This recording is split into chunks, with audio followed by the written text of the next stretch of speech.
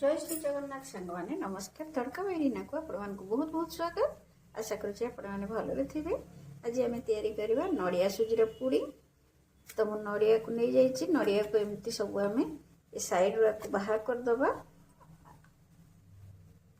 तो सांग मैंने मुझे बाहर करदे नड़ियार यही पार्टा को आम जब बाहर करदे नड़ियाटा बहुत धड़ा दिशो आमर पुडिंगटा सुंदर दिशो।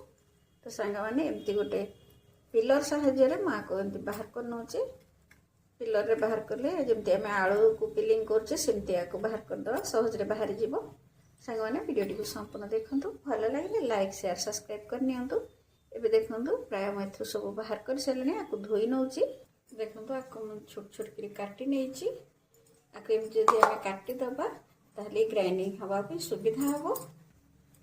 पुडिंग रे दबा पई मु दीटा इलाची आ किसी चीनी को लेकिन ग्राइंडिंग कर खाली इलाचीटा ग्राइंडिंग हेनी। तो ये मुझे दूसरी 2 चामच चीनी चीनी देकर ग्राइंडिंग करने भी भल कर ग्राइंडिंग होम पुडिंग रे दबा यहाँ को। देखो यहाँ भल कर ग्राइंडिंग हो मुझे नड़िया को दे दूची। नड़िया को देकी ग्राइंडिंग कर नौची। मु पानी दौनी खाली ही आपको ग्राइंडिंग कर दूची। देखो ये चिकन होकरी ग्राइंडिंग या ऊपर मु टिके क्षीर दे दूची। आपको आम आउ फाइन पेस्ट कर नवा क्षीर देकरी मुझे आउ थे ग्राइंडिंग कर नौची। एबे देखंतु ये केते बढ़िया फाइन पेस्ट हो पाखे देखो पूरा चिकन हो जाइए। आपको गोटे साइड को रखी दबा। ये मु गैस ऑन करके गोटे कड़ाई बसई देछि। एथिरे आमे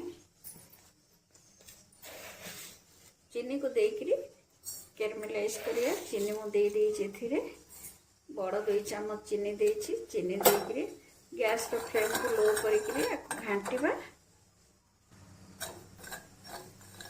सांग माने ये पुडिंगटा घर को जदि किए गेस्ट आछन करके दे पारिबे।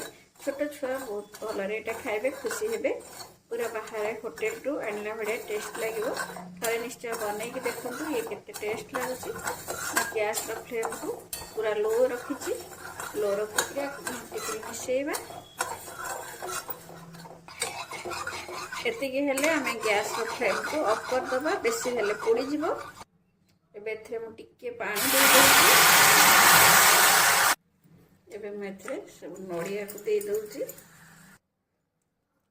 ग्राइंडर कप को धोईकरी मु आउ टिके क्षीर एथरे दे देली। एथरे मु दे देछि टिके लूण आर केवल स्वाद पे आउ दे दोछि 2 चम्मच तो चीनी। चीनी मु देछि कैरमेलाइज रे आउ देछि चीनी मु नड़िया ग्राइंडिंग कला तो चीनी एतिकी हे जिवो।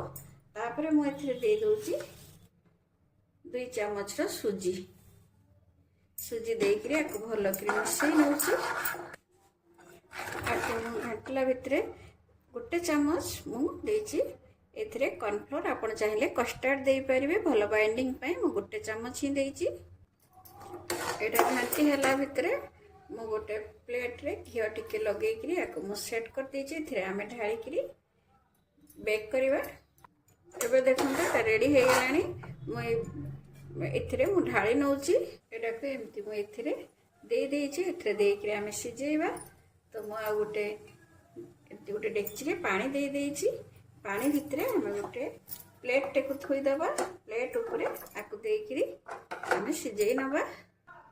आउपरे गोटे ढांकुणी घोड़े देकरी आको आमे 10 मिनिट पे छाड़ी दबा। एबे देखंतु एटा हे गलानी। मो ढांकुणी बाहर करि नौची रेडी हे जाईची।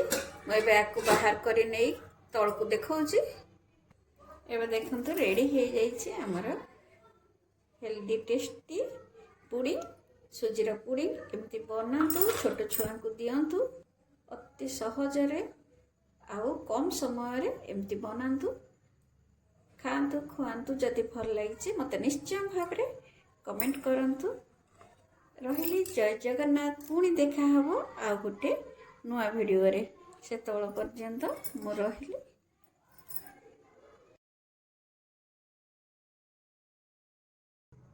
एबे देखंतु एटा हे गलानी।